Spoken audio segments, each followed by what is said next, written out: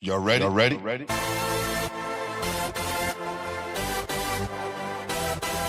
Yes. You have just stepped out into the world of chaos, where everybody goes hard. Come on. Go hard. Go hard. Go hard. Go hard. Go hard. Go hard. Or go home. Never back down. You gotta hold your own. Go hard. Go hard. Go hard. Go hard. Go hard. East Coast. Go hard. West Coast. Go hard. Midwest. Go hard. Dirty. Hurry up, everybody. Get online, buy your tickets, cause the game about to start. Yeah. So we was talking about that second move, right? Yeah, the second move was kind of crazy. It was down in Soul in the Hole. Mm-hmm. Boogs was coming down on the break, and I can't remember who the guard was, but the guard tried to play some D on him, and Boogs hit him with a crossover. You know, in Soul in the Hole, you know how that ground is. You got to be careful on that ground. That's right. You got a little slope in it. Yeah, I've never seen nobody. I've seen very few people with a string on the ball like Boogs. Right. So Boogs hit this cat with a crossover and fractured his ankle. Dude had the real meaning of breaking ankles. The real meaning of breaking ankles. Literally broke his ankles. Wow. It was crazy. He hopped right off the court. Because there's that little slope right there on the court, right? Mm-hmm. And if you don't know that spot, you get caught. Yeah. Yes. So those are two crazy moves that come immediately to mind. What was it like playing with Booger? Man, Boogs made the game so easy. You know, all you had to do was get him the ball and run. That's pretty much all you had to do. So since I love rebounding, you know, me, like I said, Big Kev, Bezo, we were all fighting for rebounds. Get him the ball and run. Whoever he saw first, that's who got the ball. And like I said, for a guy his size, you know, 5'7", 5'8", 150, 160 pounds, and he's wrapping passes around 6'5", 6'8" dudes like they're not even there. And the passes were always on time. Always on time. A lot of times if you wasn't looking, you get hit in the back of your head or you get hit in your stomach. Because the passes was right there. Because like I said, at that time, Boogs wasn't in the scoring. He was a distributor. He got everybody else into the game. Right.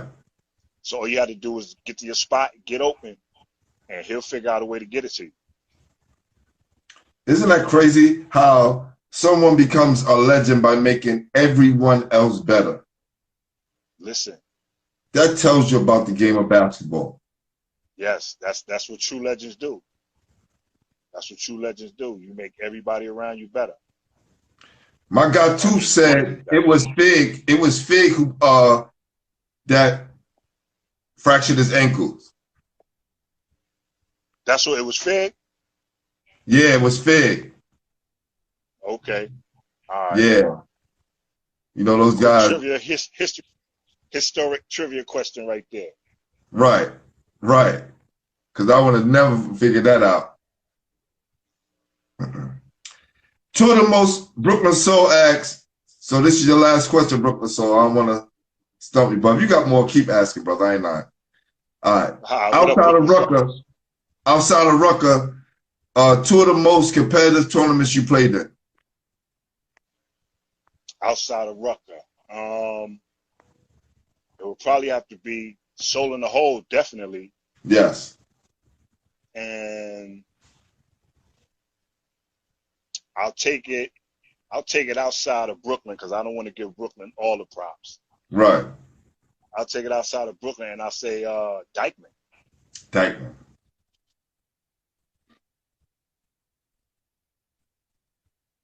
Dykeman's still going strong today too, so yeah. Yeah, Dykeman's still going strong. There was a Dominican league I used to play in back in the day uptown called Peligro. You know, a lot of Dominican Pride, yo, so, that Dominican Pride team was tough, man. oh, Dominican Pride was a problem. Yes. They were a problem.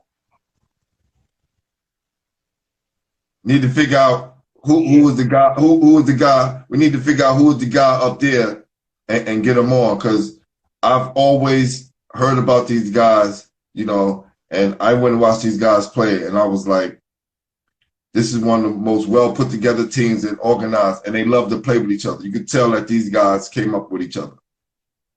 Yeah, man. Dominican Pride, from first guy to the last guy, they could all ball. Yeah. They could all ball, man. And I played against them maybe 2 or 3 times, and wars. It was wars. Right. You know. But once again, at the end of the day, the respect and the love was always there. So how did you become a part of AND1 and this transition in your life? Playing up in Rucker, you know, like I said, Maine and Shane, they were putting together games outside of New York prior to AND1, so they were traveling already. So when I started playing at Rucker, and me and Maine got tight, and I met Shane, and we all got tight, you know, they asked me to start going on the road with them. So they were going on the road before me and AND1, and then when I joined up with them, I was going on the road with them. So we were all having games out of town prior to even knowing AND1 even existed. So then Maine had went out of town, and he had a game somewhere down south. I think it was in Virginia. And AND1 was an upstart company at the time. And they sponsored the game. They came there to see somebody else. I think it was Black Widow. Rest in peace. Okay. Black Widow. I think it was Black Widow they were coming to see, but he couldn't make it. So Maine had a crazy game, and they wanted to do something with Main Event. So he came back up to Rucker. They were talking to him. They were talking to Headache. And Headache came to me and said that AND1 was talking to him about something. Then Maine came to me and said, you know, something about to go down with AND1. They want to sign some guys to help promote their merchandise. So we ended up, you know, meeting with some of the guys from AND1, small little room, few of the players, myself, Shane, Maine, Aircraft, Future, Lord Finesse was there. Shout out to Lord Finesse. The legend. Excuse me. Set Free. And we signed our first contract. We signed a 5-game deal for a 4-game deal for $5,000.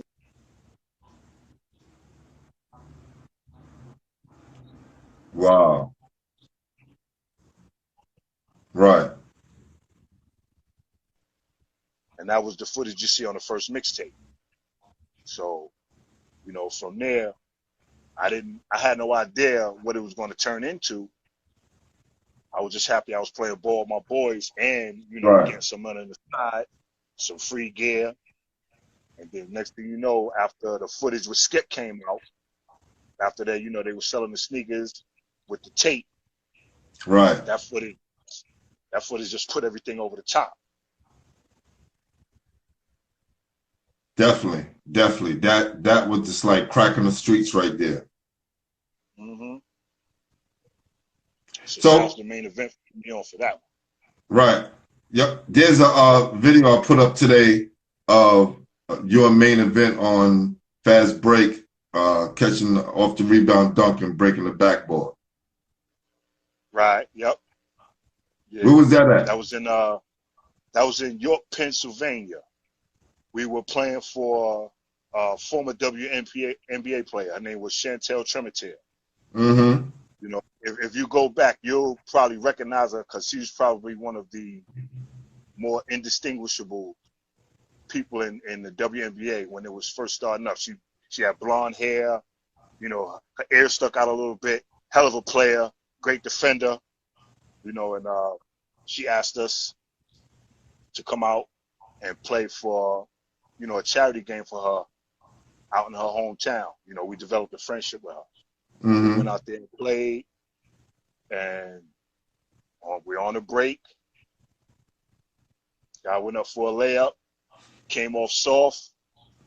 Maine and I attacked it at the same time, and rest was history.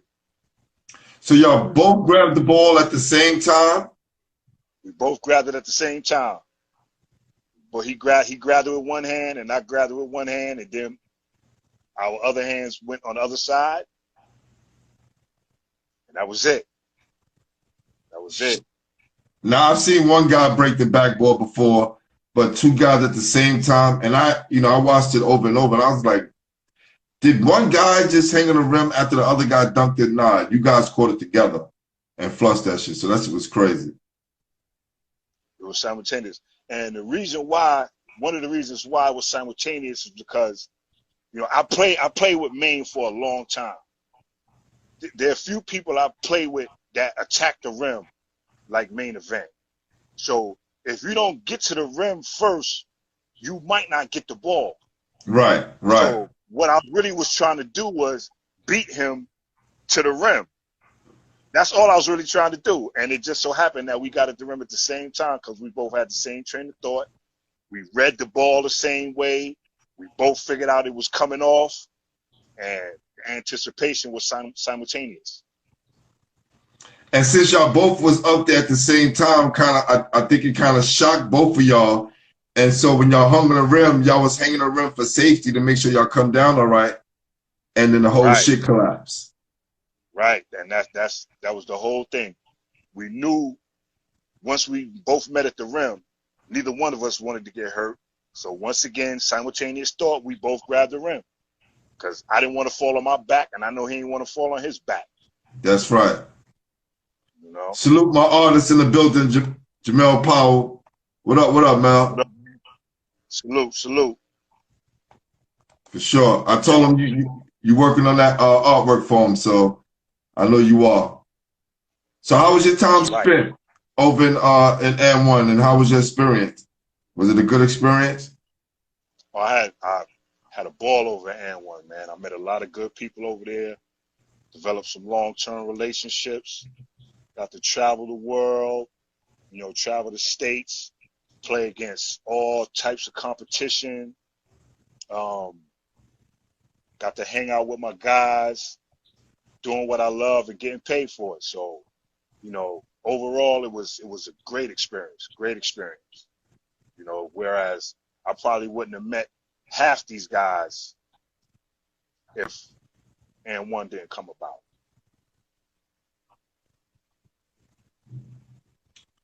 Do you think that run made you a part of basketball history? I believe it should. Because we may not have changed the game, but we did remix it. You know, we did remix it. And for the 8 years, the 7-8 years that I was there, we were the top product in any town we went to. You know, whether it's here in the States, internationally, locally. You know, we had a TV show. Not many guys that didn't make it to the pros to play basketball can say that. You know, I was fortunate enough to be the face of a video game, and then AND1 came out with their video game afterwards. So we brought a lot of guys into the spotlight where normally you might not have seen them. So, you know, we brought a lot of talent to the forefront because of what we did. You know, and on top of that, we were a hell of a basketball team. Yeah, definitely. A lot of talent. So yeah, I would say definitely. I think we should.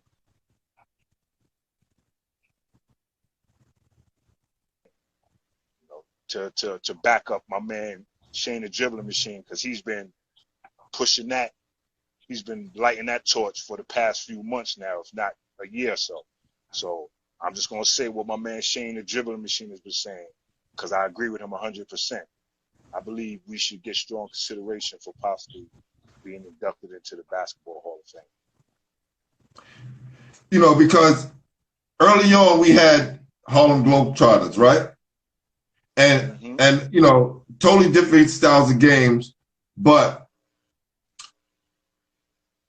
the Harlem Globetrotters had an impact on the culture, right?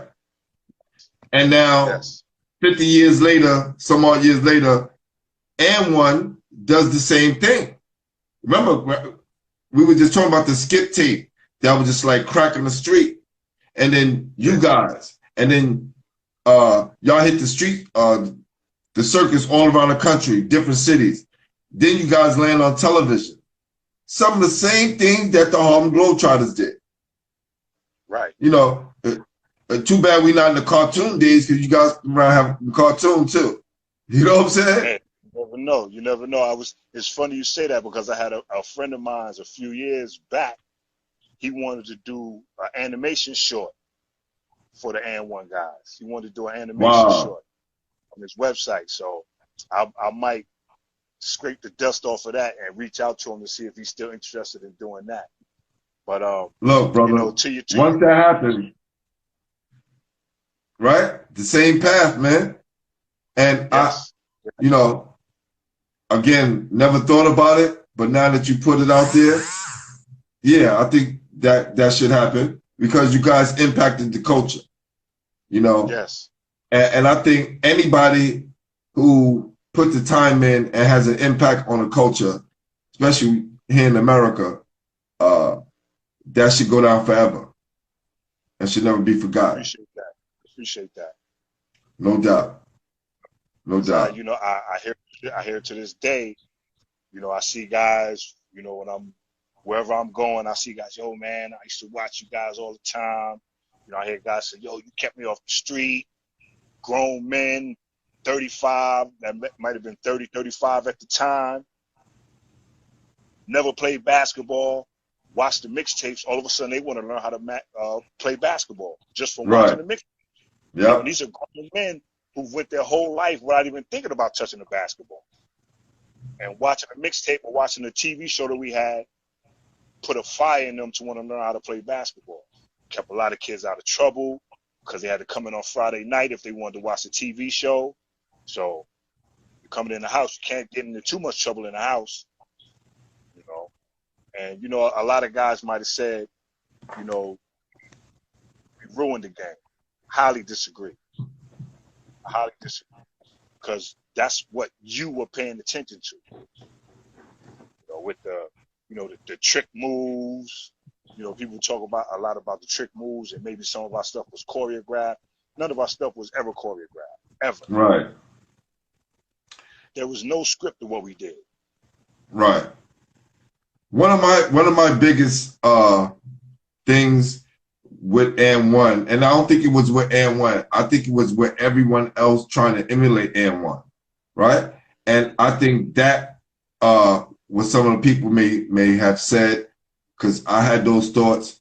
And you go play in different tournaments, and you see dudes trying to play basketball just to get a name, right? Because you guys just solidified yourself. But again, a lot of people always see the finished product. They don't see the work that goes into putting, you know, that game together like that. And whereas you guys make it look easy, of course it looks choreographed to some people who don't know, right? To some people who don't know. So, yes, sir. But once everything is put together and the final product is put out there, and you guys' own individual accolades show that you guys can hold it down on your own. Mm-hmm. So when I saw people started to do that and emulate and try to copy the game, that's when I had my disagreements with it. But it wasn't towards you guys, because I know the work that you guys put in. I played with a lot of you guys when, you know, you guys are younger.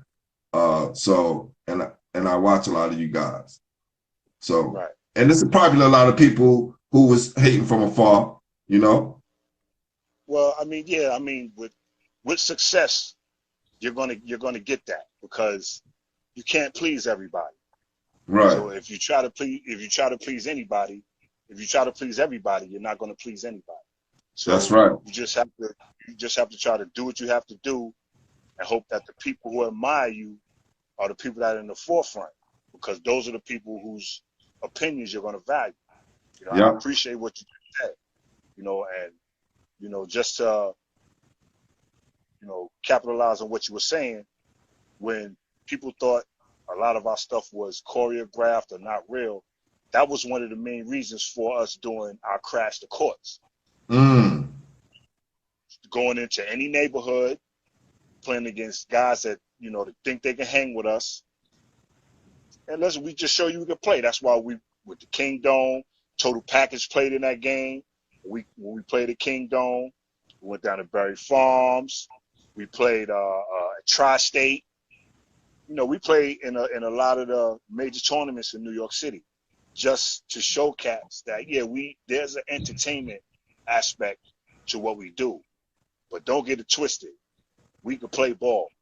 And a lot of the guys we were playing against, I've played against already. So I know they weren't thinking of me like that. They were just thinking about AND1 as a whole like that. Did you guys win any tournaments together up here in New York or anywhere else? In AND1, well, and we didn't play in any tournaments. We just played in like one-day games. Okay. I got you. So where's some of the best basketball that you've seen across the country, like in different cities and states? I gotta say, DC, Bmore area, got some ballers down there, man. Yeah. One of my favorite guys. DMV area, crazy. Three of my guys that were on the team, but I also am a fan of watching them play. Baby Shaq, Prime Objective, and Silk. Three of the toughest guys you ever want to play against. You know, so Baltimore area, Detroit, they got ballers. You know, quiet as kept, H-Town, Houston, they got some ballers. Georgia, Carolinas, they always got some ballers somewhere. Out west, you want to go Cali without question. They keep ballers out there. Chi-Town, they just be falling out the trees in Chi-Town, the ballers. they everywhere in Chi-Town. Yeah. Minnesota on the low got ball players too. On the low, Minnesota. You know? Right. You gotta be careful, man, because it's pockets all across the country where if you caught slipping, you're gonna get your ass bust. That's right. So shout out to all them areas. So I remember at one time you was working in the schools. Are you still in the schools? Not at this time. Yeah, I was assistant teacher in the New York City educational system for about 11, 12 years. I did that, you know, while playing for AND1 at the same time too. Okay, all right. Yeah. So yeah, I did that for a little more than a decade. I enjoyed working with the kids, special ed population. You know, I work with special ed kids. Yeah, that's what I do. I work in a special ed high school as well. Yeah. Yeah, so salute to all the teachers out there. Salute to you doing your thing. It's definitely appreciated, man. Definitely. Thank you, brother. Thank you. So last couple of things before we wrap it up. How are you still involved in the game in any aspect? Well, yeah, I still play. You know, I play in a lot of 40 and over tournaments in the city. Past few years, I went out to Philly and played in tournaments down there. Won a championship down there maybe 3 or 4 years ago. Do some background acting, slam dunk bookings. Shout out to Slam Dunk Bookings and my manager Susie. You know, she gets me work. You know, in terms of, you know, if any movie might have a athletic scene in it, or even if it doesn't have an athletic scene in it, and you know, she might think I'm good for it. You know, I do that. I do some, you know, basketball training off and on. So I'm definitely involved with the game still. What do you want to be remember for when it's all said and done? Just want to remember it as a, guy that loved the game. He had a passion for the game. Whenever you saw him, you saw basketball at its best, at its purest. The desire to want to be better. Somebody that never backed down from a challenge. And somebody who, always played within himself, or at least tried to. Just a good guy. That's it. Hard-working good guy. Pat Alphonse says, Biz do a lot of commercials out here. No doubt. Me and Pat worked together in a couple of joints. Right. Yeah, but I ain't gonna say nothing about you, Pat. When you disappeared on us back in the day with the Kenny Kings and you popping up in Mary J. Blige videos and all that. Facts. We're not gonna talk about that. Right. Love you, Pat. Jesus Jesse said, who was the best overall baller on the squad other than Skip?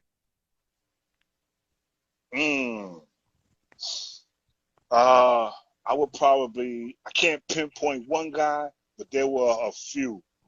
Baby Shaq, incredible for, he was a big guy, but he wasn't that tall. He's maybe about 6'2", 6'3", but skills was incredible. Once again, prime objective. 6'7", 6'8", dribble the ball like a 6-foot guy, shoot from almost anywhere on the court. There was another guy, Tony Jones. His nickname was Go Get It. 6'8" or 6'9". Nice smooth game. Jump out the gym. If he had a real fire under him, he was one of the few guys on that team that would have had a real shot at getting into the NBA. If he would have really put his mind to it. Because I was a big fan of his. Tony Jones, Go Get It. My boy Sick With It. If it wasn't for his badass knees, he was a hell of a player.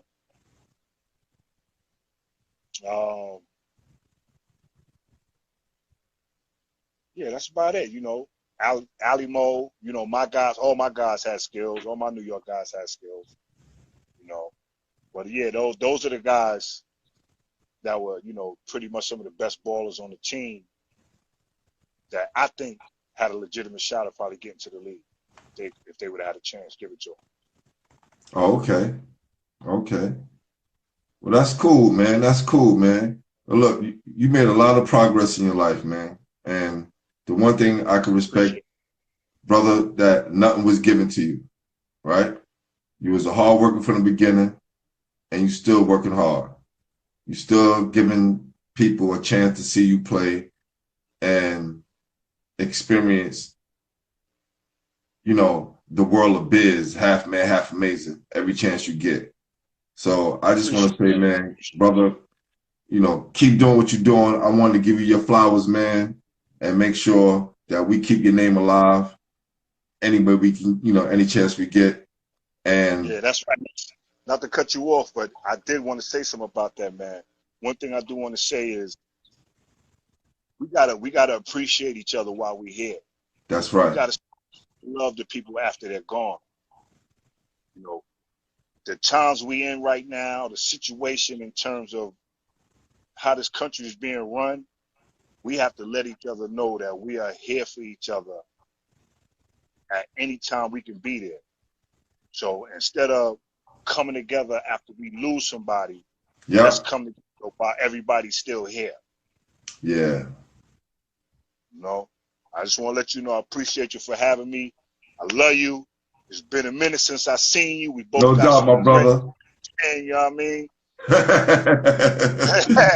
We still That's here, right. baby. That's right, man. Love you too, my brother. And, we're going to chop it up again, man. When this whole pandemic is over, I want to have a reunion with all the guys to come down to the studio and we have a big powwow, man, and do it the right way. Indeed. No question. No doubt. Baby. Just let me know. No doubt. Got you, man. Salute. Keep staying strong and praise to you, man. All right? No doubt. Everybody be safe out there. Love to everybody out there. All the essential workers, be safe. Protesters, be safe. If you're going out there to do anything, please do it safely and with a sane mind. Shout outs to basketball heads. Love y'all, baby. No, no. Love you too, my brother. All right, one. Yeah. Y'all got it here first. Y'all got it here first. My guy, half man, half amazing, Mr. Biz himself.